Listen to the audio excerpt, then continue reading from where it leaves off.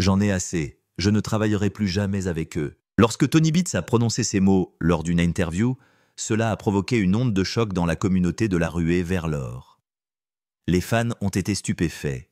Connu pour son tempérament fougueux, son honnêteté sans détour et sa présence plus grande que nature, le roi autoproclamé du Klondike venait de faire l'une des déclarations les plus explosives de sa carrière. Mais il ne s'agissait pas d'une simple explosion de colère. Tony est allé plus loin, révélant non pas un ni deux, mais 5 noms de chercheurs d'or avec lesquels il a juré de ne plus jamais travailler. Pourquoi? Qu'est-ce qui s'est passé entre eux?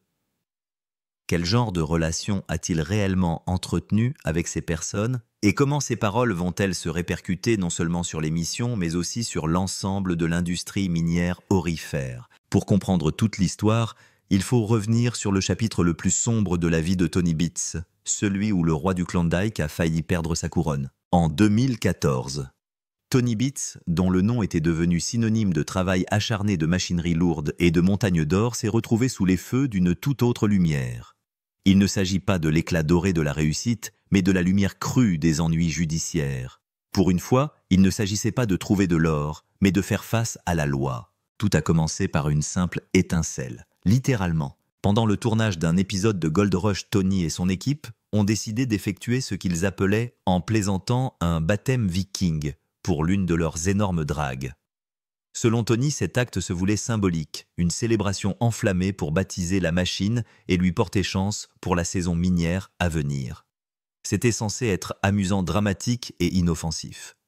Mais ce qui s'est passé ensuite a transformé une simple plaisanterie en l'un des moments les plus controversés de l'histoire de la ruée vers l'or. Un membre de l'équipe a versé de l'essence dans un bassin de dragage et y a mis le feu. Des flammes ont jailli à la surface de l'eau pendant que les caméras tournaient. Le spectacle était spectaculaire à l'écran, une image de puissance et de rébellion à l'état pur. Mais les autorités du Yukon ont vu quelque chose de tout à fait différent. Quelques heures plus tard, l'incident a attiré l'attention des autorités chargées de la réglementation environnementale qui ont considéré qu'il ne s'agissait pas d'un coup d'éclat, mais d'une grave violation des lois sur la protection de l'environnement. Selon eux, le fait de mettre le feu à du carburant au-dessus d'une étendue d'eau n'était pas seulement dangereux, mais constituait également une violation directe de la loi sur l'eau qui interdit strictement le rejet de substances nocives dans les réseaux hydrographiques naturels. Pour Tony Beats, un homme qui avait bâti sa réputation sur le cran, l'indépendance et le respect de la terre, l'accusation a frappé fort. Soudain, le roi des mineurs a été dépeint comme un délinquant environnemental.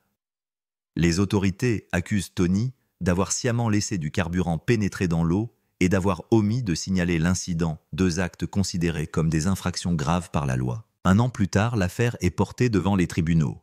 Tony et son entreprise Tamarack Inc. ont été formellement inculpés.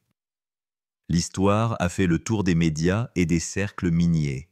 Le mineur intrépide que les fans avaient admiré pendant des années se retrouvait devant un juge. Les procureurs ont parlé d'un délit environnemental important, affirmant que Tony avait franchi la ligne entre la télévision audacieuse et le mépris insouciant de la sécurité.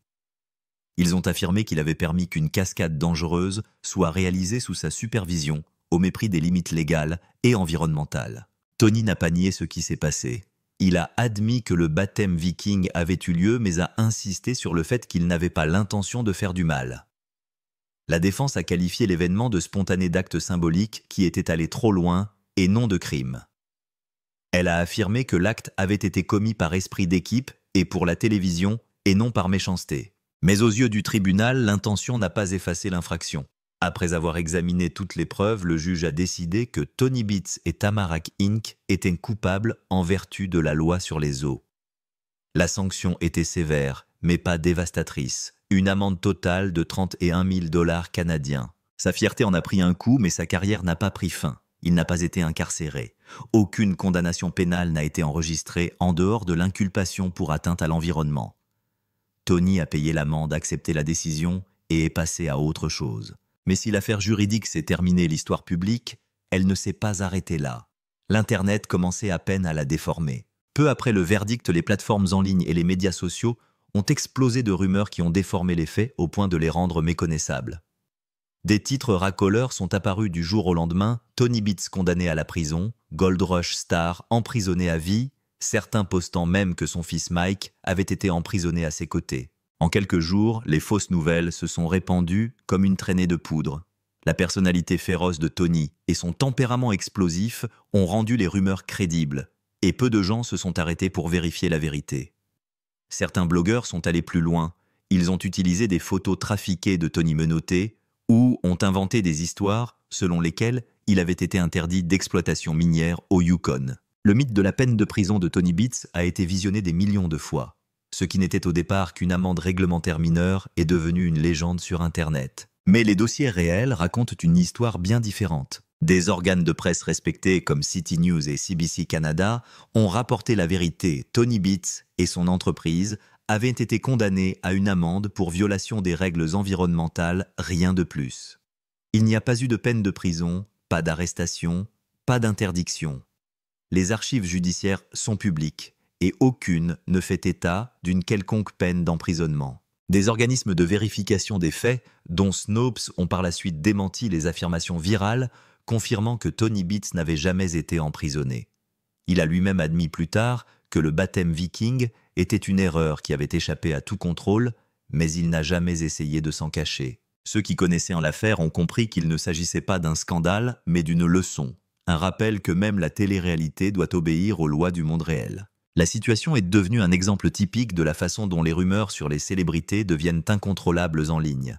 Une personne lit mal un titre, une autre l'exagère, une troisième crée une vidéo sur YouTube. Et très vite, des millions de personnes croient qu'un homme a été emprisonné alors qu'il n'a fait que payer une amende. L'affaire Tony Beats reste l'un des exemples les plus clairs de la facilité avec laquelle le divertissement peut se transformer en désinformation. Malgré le chaos, la vérité reste inébranlable et simple. Tony Beats n'a jamais été emprisonné. Son nom apparaît dans les documents du tribunal, mais pas dans le registre des prisons. Il a payé sa pénalité, s'est conformé à la décision et a mis fin à l'affaire légalement. Il n'y a eu ni condamnation cachée, ni arrestation secrète, ni suspension de ses droits miniers. L'histoire, bien que sensationnelle à l'écran, s'est terminée tranquillement entre les murs de la salle d'audience. Honnêtement, les ennuis judiciaires de Tony restent un chapitre mémorable de sa carrière, non pas parce qu'ils l'ont conduit en prison, mais parce qu'ils ont montré comment la combinaison de la télé-réalité et de la perception du public peut déclencher une controverse plus rapidement qu'une étincelle sur l'eau. Regardons de plus près à quoi ressemblaient réellement les mineurs de la ruée vers l'or, comment Tony y est entré et quel type de relation existait réellement entre les mineurs. La ruée vers l'or et quelques querelles en coulisses. Comme nous le savons tous, toute émission de télé-réalité commence par un rêve. Et heureusement, Gold Rush n'a pas fait exception à la règle. Tout a commencé par l'histoire d'hommes ordinaires à la poursuite d'un rêve extraordinaire dans les étendues sauvages et gelées de l'Alaska. Lorsque la série a été diffusée pour la première fois en 2010, son objectif était simple mais puissant: capturer les luttes, les échecs et les victoires de personnes prêtes à tout risquer pour de l'or. L'émission s'appelait à l'origine Gold Rush Alaska et présentait aux téléspectateurs un groupe d'hommes travailleurs fatigués de la vie quotidienne et déterminés à devenir riches. L'équipe de pionniers était dirigée par Todd Hoffman, un homme de l'Oregon, qui avait connu des difficultés financières après la récession. Todd et son père Jack Hoffman ont décidé de tenter leur chance dans l'exploitation de mines d'or en Alaska, convaincus qu'avec suffisamment de courage et de persévérance, ils pourraient changer leur vie. À leur côté se trouvaient des membres de l'équipe comme Jim Turber, Greg Remsburg et Dave Turan. Ces hommes n'étaient pas des mineurs chevronnés lorsque la caméra a commencé à tourner. C'étaient des gens ordinaires avec des familles et des hypothèques et le désir de trouver un but. Ce qui a rendu la série immédiatement addictive, c'est son mélange d'émotions brutes, d'aventures à grands enjeux et de la dure imprévisibilité de la vie minière. Au début, Gold Rush se concentrait principalement sur les Hoffman et leur recherche désespérée d'or. Au fur et à mesure que la série prenait de l'ampleur, de nouveaux mineurs sont entrés en scène, apportant leur propre personnalité, leurs conflits et leurs ambitions. Parker Schnabel a rejoint l'émission en tant que jeune prodige, ayant appris le métier auprès de son grand-père, John Schnabel, un mineur légendaire de Haines en Alaska. L'esprit vif et le dynamisme de Parker ont rapidement fait de lui l'une des figures marquantes de l'émission.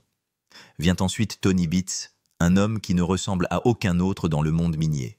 Avec sa voix grave, son accent prononcé et son attitude intrépide, Tony a rapidement acquis la réputation d'être l'une des forces les plus dominantes de la ruée vers l'or. Tony Beats était déjà un mineur prospère bien avant que les caméras ne le découvrent. Né aux Pays-Bas, il s'est installé au Canada à la recherche de meilleures opportunités et a commencé à travailler dans les champs aurifères du Yukon. Sa ténacité et son éthique de travail l'ont distingué dès le départ. Lorsque les producteurs de Discovery ont appris l'existence de ce véritable chercheur d'or qui dirigeait son exploitation avec cran et fougue, ils ont su qu'il ferait de l'or pour la télévision. Tony a officiellement rejoint Gold Rush lors de la 2e saison et sa présence a tout changé. En coulisses, l'arrivée de Tony Beats a apporté une nouvelle dynamique à l'émission. Son attitude directe se heurte souvent aux autres mineurs qui ont l'habitude de faire les choses à leur manière. Tony exigeait de la discipline et des résultats. Son style direct a parfois déplu aux autres, mais il a aussi fait de lui le favori des téléspectateurs. Les téléspectateurs aimaient son honnêteté, même lorsqu'elle se traduisait par des mots durs. Alors que la ruée vers l'or gagne en popularité, des tensions apparaissent entre les mineurs. La pression pour produire plus d'or, gérer les équipes et garder une longueur d'avance sur les concurrents a souvent donné lieu à de vives disputes et à des rancunes privées. Si les caméras ont capturé une grande partie du drame qui se jouait devant l'objectif, les fans n'ont pas toujours vu les querelles discrètes qui se développaient en dehors de l'écran. Il y a eu des désaccords sur l'équipement, les droits fonciers et le partage des bénéfices. Certains membres de l'équipe se sont sentis éclipsés, d'autres ont estimé que leur contribution n'avait pas été reconnue à sa juste valeur. L'une des rivalités les plus médiatisées était celle qui opposait Todd Hoffman et Parker Schnabel. Leur compétition pour l'or est devenue l'une des intrigues centrales de l'émission. Derrière les caméras, leur respect mutuel est souvent mis à l'épreuve par l'orgueil et l'ambition. Todd voulait se racheter après plusieurs saisons ratées, tandis que Parker voulait prouver que la jeunesse et l'intelligence pouvaient l'emporter sur l'expérience. Leur querelle a donné lieu à une émission télévisée captivante, mais elle a également reflété les tensions réelles auxquelles les équipes minières sont confrontées lorsque le succès et la survie sont en jeu. Tony Beats a connu sa part de frictions en coulisses. Connu pour ses audaces commerciales, il a souvent repris des dossiers que d'autres considéraient comme trop risqués ou trop coûteux. Cette stratégie lui a valu à la fois admiration et ressentiment. Certains mineurs considéraient Tony comme un mentor qui leur montrait comment extraire plus intelligemment, tandis que d'autres le voyaient comme un concurrent féroce qui jouait selon ses propres règles. Son équipe le respectait profondément, mais il y avait des moments où son acharnement testait leurs limites. Les disputes concernant les longues heures de travail, les machines en panne et les attentes impossibles à satisfaire étaient monnaie courante. Et même si tout n'a pas été diffusé à la télévision, les initiés savaient que l'atmosphère pouvait être intense. Les producteurs de Gold Rush ont construit la série sur les émotions réelles qui accompagnent la quête de l'or. Chaque mineur avait quelque chose en jeu, sa famille, sa fierté et son gagne-pain. Et c'est cette authenticité qui a permis à la série de se démarquer. Il ne s'agit pas seulement du métal scintillant enfoui dans le sol, mais aussi des personnes qui creusent pour le trouver et des conflits qui accompagnent la survie. Les relations entre les mineurs changent constamment. Les amitiés sont mises à l'épreuve et les alliances se font et se défont aussi rapidement que le climat du Yukon. Si l'émission a présenté des moments d'unité et de travail d'équipe, elle a également révélé les fissures sous la surface. L'exploitation minière est un monde qui exige la confiance, mais qui engendre aussi la concurrence. Chaque once d'or s'accompagne d'une histoire de sacrifice et chaque succès laisse quelqu'un derrière lui. Pour Tony Beats, Parker Schnabel et les premiers pionniers comme Todd Hoffman, ces tensions cachées sont devenues une partie de ce qui définit la ruée vers l'or. Il ne s'agissait pas seulement d'une émission sur l'exploitation minière, mais de l'histoire d'une ambition humaine confrontée au défi le plus difficile de la nature. De la première saison à l'arrivée de Tony Gold Rush a évolué vers quelque chose de plus grand que ce à quoi tout le monde s'attendait. Elle est devenue une bataille de personnalité autant qu'une quête de fortune. Les querelles, bien que souvent enterrées sous le professionnalisme, étaient réelles et donnaient à l'émission son impulsion. Pourquoi Kevin s'en est allé? Mis à part les petits désaccords dans la série Gold Rush, était sans aucun doute une série intéressante. Mais les choses sont devenues désagréables lorsque Kevin Beats s'est retiré de Gold Rush.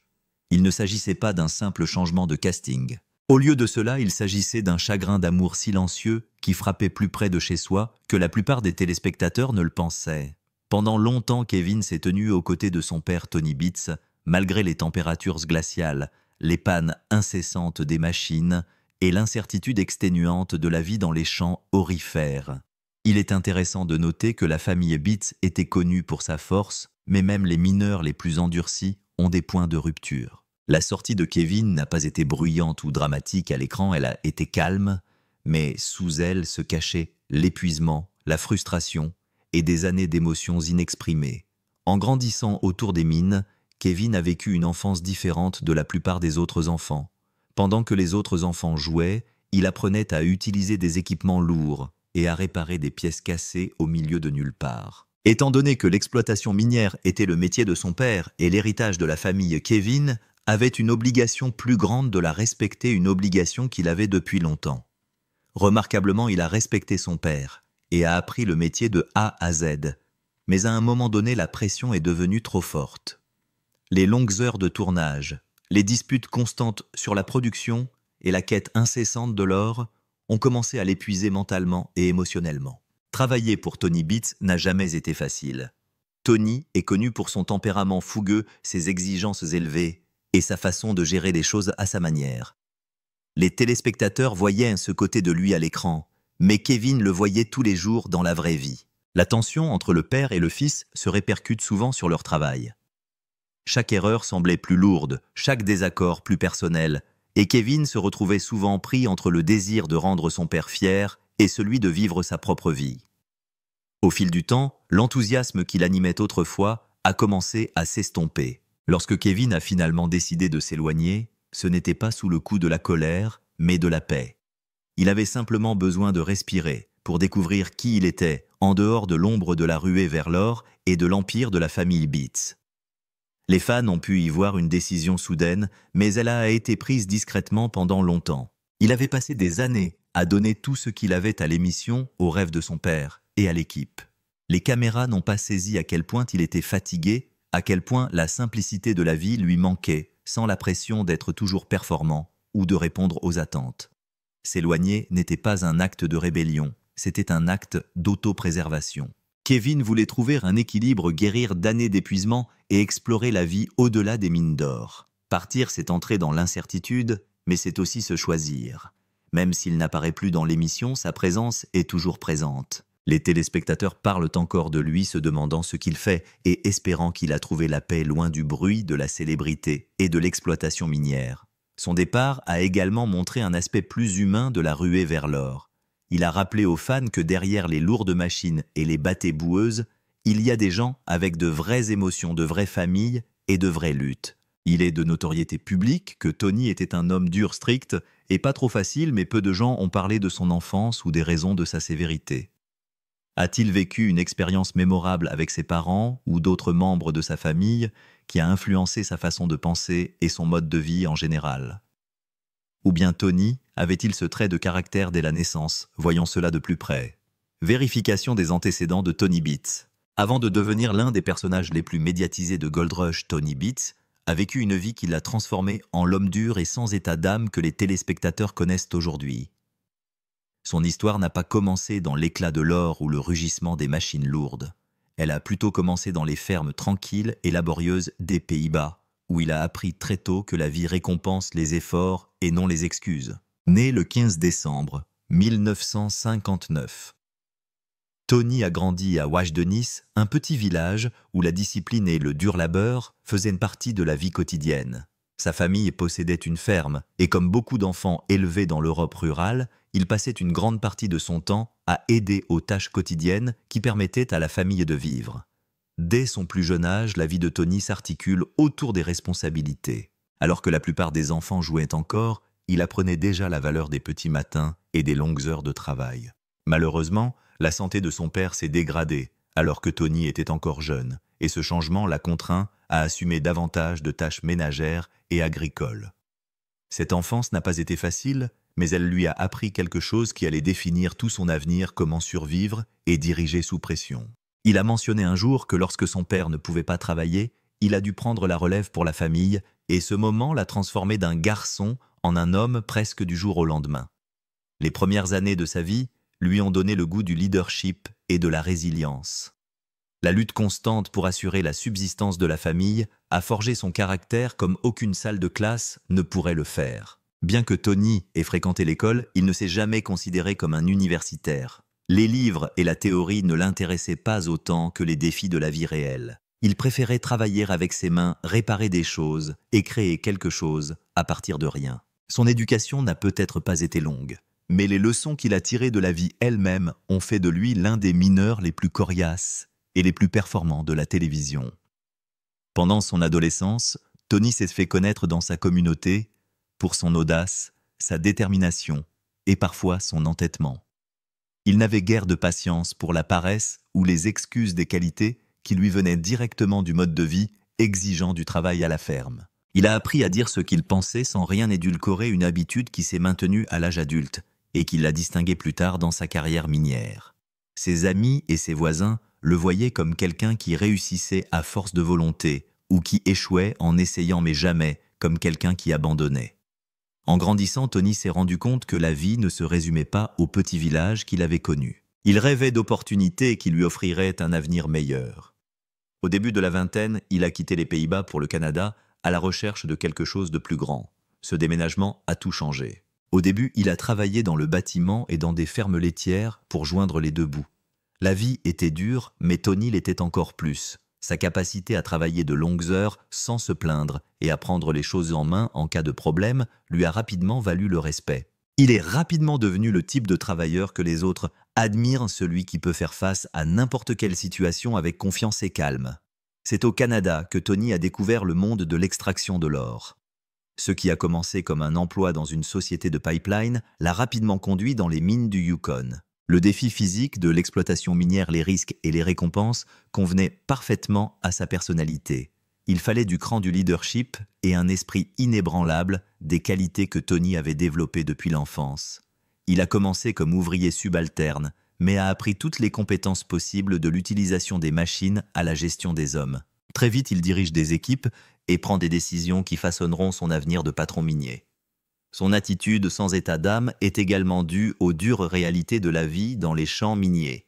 Le temps ne pardonnait pas, le terrain était accidenté et les erreurs pouvaient coûter une fortune. Il n'y avait pas de place pour la faiblesse. Au fil des ans, Tony s'est fait connaître pour sa communication directe et son refus de tolérer la négligence. Les gens aimaient ou craignaient de travailler pour lui, mais tout le monde le respectait. Cette combinaison de dureté et d'équité est devenue sa marque de fabrique. En dehors de son travail, Tony a fondé une famille solide avec sa femme, Minnie Beats. Ils se connaissaient depuis l'enfance aux Pays-Bas et se sont retrouvés plus tard dans la vie. Minnie partageait la force et la détermination de Tony, se tenant à ses côtés pour relever tous les défis. Ensemble, ils ont élevé leurs enfants, Kevin, Monica et Mike, qui ont tous suivi les traces de leur père et rejoint l'industrie minière. Malgré sa nature stricte et parfois intimidante, Tony est profondément attaché à sa famille. Il dit souvent que son succès n'est pas seulement le sien, mais le résultat d'un travail d'équipe et de la loyauté de sa famille. Au moment de la ruée vers l'or, Tony s'était déjà forgé la réputation d'être l'un des meilleurs mineurs du Yukon. Il n'a pas participé à l'émission en quête de célébrité, mais en tant que personne fière de son travail et n'ayant pas peur de montrer comment se déroule une véritable exploitation minière. Ses origines expliquent un tout de sa personnalité, de son caractère direct, de sa discipline, de son refus d'abandonner et de ses accès de colère occasionnels. Tout remonte à une ferme aux Pays-Bas, à un père malade, et à un jeune garçon qui n'avait d'autre choix que de devenir fort. L'histoire de Tony Beats n'est pas celle d'une chance ou d'un privilège, mais celle d'une persévérance. Chaque règle qu'il applique, chaque dispute qu'il a avec son équipe et chaque once d'or qu'il extrait du sol sont façonnées par les leçons qu'il a apprises bien avant que les caméras ne tournent. Qu'est-il arrivé aux mineurs de la ruée vers l'or? De nombreux téléspectateurs se sont demandé ce qu'il était réellement advenu des mineurs de la ruée vers l'or et si l'émission était toujours d'actualité. En réalité, la ruée vers l'or n'est pas terminée. La chaîne Discovery Channel a déjà annoncé la diffusion de la saison 16, dont la première est prévue pour le vendredi 7 novembre 2025. Oui, les mineurs travaillent toujours, les caméras tournent toujours, et le public attend toujours de voir qui fera le gros coup. Cependant, tout ne reste pas inchangé dans le monde de la ruée vers l'or. Alors que la série principale se poursuit, plusieurs de ses spin-offs ont été annulés ou mis en attente, laissant les fans avec des sentiments mitigés. L'un des spin-offs les plus populaires, Gold Rush Whitewater, a été officiellement mis en pause. Les producteurs ont confirmé qu'il était suspendu pour une durée indéterminée après la 9e saison et aucun nouveau calendrier de tournage n'a été annoncé. Ces dernières années, la série a été confrontée à des difficultés croissantes, notamment l'augmentation des coûts de production, les conditions de tournage dangereuses en Alaska et les problèmes logistiques liés au transport des équipes et du matériel dans des zones fluviales éloignées. Ces problèmes ont rendu difficile le maintien du rythme de la première saison, ce qui a conduit à la décision d'interrompre le projet pour une durée indéterminée. Même si Gold Rush Whitewater a cessé d'être diffusée, la série principale présente toujours des visages familiers comme Tony Beats Parker Schnabel et Rick Ness. Ces noms sont devenus presque légendaires parmi les amateurs de télé-réalité. Chaque mineur poursuit sa quête d'or dans le Yukon, et au-delà, affrontant des conditions météorologiques difficiles, des pannes d'équipement et une pression constante pour réussir. La force de l'émission principale réside dans sa capacité à maintenir l'investissement émotionnel des téléspectateurs, car elle montre la véritable lutte qui se cache derrière chaque once d'or extraite du sol. Néanmoins, les changements intervenus en coulisses ont eu une incidence sur l'expérience globale des téléspectateurs. Les spin-offs avaient l'habitude d'offrir quelque chose de nouveau et d'excitant, de la plongée sous-marine dans l'or aux rivalités dramatiques sur les revendications dans de nouveaux lieux.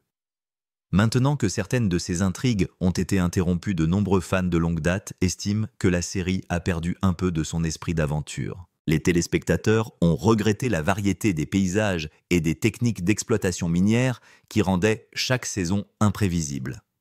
Le suspense est toujours présent, mais le sentiment de découverte qui accompagnait l'exploration de nouveaux territoires a ralenti. Pour les fidèles, Gold Rush a toujours été plus qu'une simple série minière. Elle est devenue une partie de leur routine hebdomadaire, un aperçu d'un monde rude où la persévérance est récompensée. La détermination des mineurs, les liens familiaux et les défis constants ont donné à la série un caractère brut et réel. De tels changements rappellent aux fans que même les séries les plus fortes ne sont pas à l'abri de l'évolution. Certains éprouvent de la nostalgie pour les premiers jours de la série quand tout était nouveau, tandis que d'autres gardent l'espoir que la prochaine saison ramènera le frisson qui a tout déclenché. En fin de compte, Gold Rush est toujours d'actualité, mais elle n'est pas sans changement.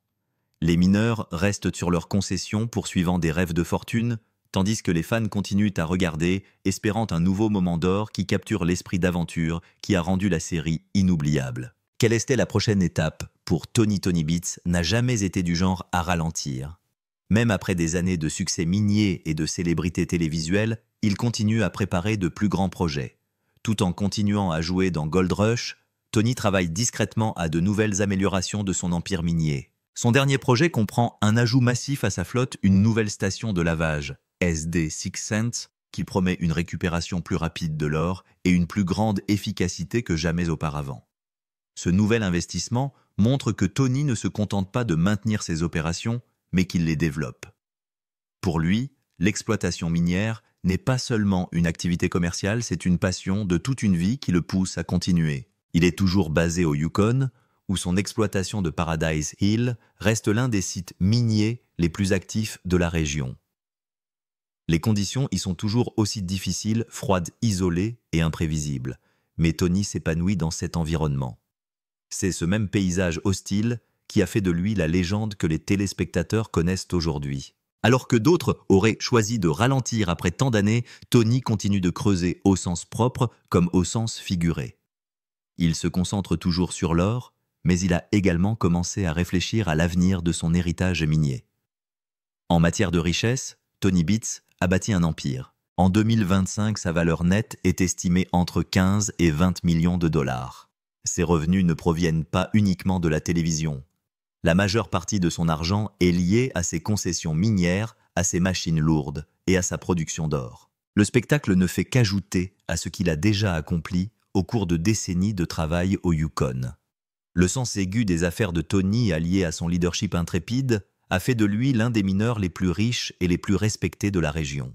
Chaque pièce d'équipement qui se trouve sur son terrain Et chaque once d'or qui quitte sa concession témoigne d'années de travail acharné et de stratégie. Récemment, Tony a laissé entendre que l'âge d'or de l'exploitation minière facile s'éloignait lentement.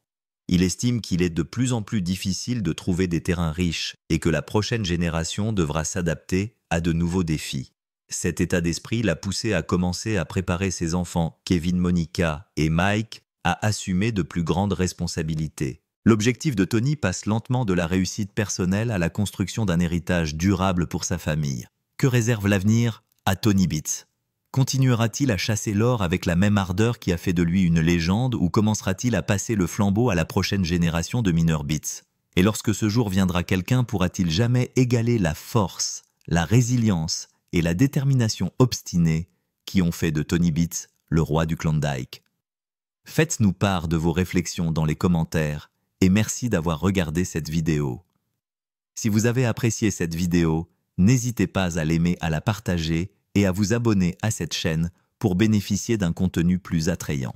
Avant de partir, regardez les autres vidéos sur votre écran.